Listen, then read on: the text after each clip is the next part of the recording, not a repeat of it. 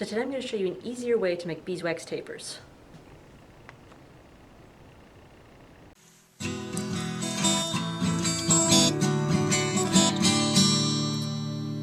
So you can either use a double boiler or just get a pan of water to use as the bottom pan, and then put your pan of wax inside the pan of water. This will help prevent it from overheating, and also you won't start anything on fire if there's wax on the bottom of your wax pan. So just cover it with a lid and let it heat up. I like to do this on my wood stove in the winter because I'm already using it, so I'm not wasting any energy then. But you can also use a stove or a hot plate. And you want your wax to be around 165 degrees for pouring, and they do make thermometers so you can check the temperature of your wax. So then you want to get a silicone taper mold, and I have a link to these in the description box below. And I cut the sides of mine with a utility knife. I just cut them straight down on either side. About halfway down, it makes the candle easier to get out. And there's the wick hole at the bottom. So I'm going to use square braid wicking, and I'm using the number 1. It's probably standard no matter where you get it from. So you take your wick, and then to thread them, I took some wreath wire and bent it in half. And I put the wick right down in the bend. And then I just take the ends of the wreath wire and I push those up through the wick hole. You want to push it up quite a ways. And once you get it up far enough in there, you'll be able to open the mold, and the wreath wire will be sticking up. So you can pull that straight up through, and it'll pull the wick right up through the candle mold.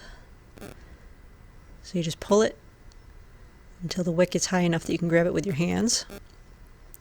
So just grab the wick and pull it up. And then you'll either use a wick pin, in which case you just push the pin through the wick, and then it sits right on top of the candle mold.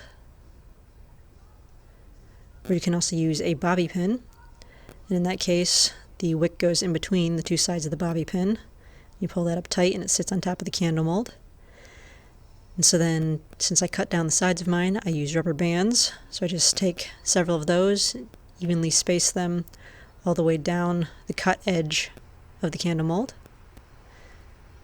So it's not much more than an inch space between each rubber band. It prevents all the leaks. And so then you want something to hold your mold upright, so you can either use other candle molds or a PVC pipe. And then take your nice hot wax and pour it down into the candle mold, pouring it so that it's almost to the top, not quite, just leave a little bit where it's not quite there. And then there will be a lot of wax that runs down. This is why you always put this in another pan, because otherwise that wax gets on the bottom and it'll start a fire if you're putting it on direct heat source. So just keep filling up as many molds as you have. And then you'll have to take the wick and center it. So if you're using the bobby pin, just pull up tight on the wick and slide the bobby pin down and center it. If you're using the wick pin, take the wick pin out and then push it back through the wick so that it's just on top of the candle mold, so it's nice and tight. And again, center it. And once it hardens, the wax will retract down into the candle mold, so you get a little part that they call the well, and you just want to refill the well with some more reheated wax, and then let that all harden.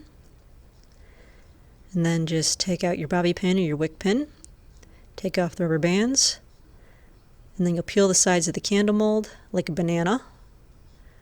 Grab the candle, twist it back and forth a few times and pull it out. And as you're pulling, the rest of the wick will slide up and it'll automatically wick the candle, so you won't have to wick it. So cut off the excess wick, leaving 3 or 4 inches so you can dip it later. And then you want to get the candle ready for making the next one right now. So just pull the wick down a little bit until it's about the right height above the mold. And then of course you just put your rubber bands back on and your wick pin and you're ready to go with another candle. So for the candle that you just made, you want to cut the tail off with a pair of scissors. And then they're nice candles, but when you mold them, they do have a few rough edges on them. So to fix that, you want either a dipping vat, or I'm just using a piece of plumbing tube that I masking taped the bottom so that the wax can't leak out. And you just want to set that in something else to hold it upright. I'm using PVC. And so fill that with some nice hot wax. And then I like to put a top over it for a few minutes because it helps heat up the tube and prevent the wax from adhering to the sides of the tube. So take the top back off after a few minutes and dip your candle in by the 3-inch wick. Let the excess dip back, and you don't need any water for this because you're only going to dip it once. And what that does is it makes it nice and smooth, and it gives it that hand-dipped look.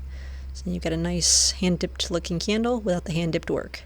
You can just take 2 of them and tie the wicks in a knot, or you can also just cut the wicks off so that they're nice and burn length and wrap 2 of them together with some raffia. It makes a nice gift to give to somebody.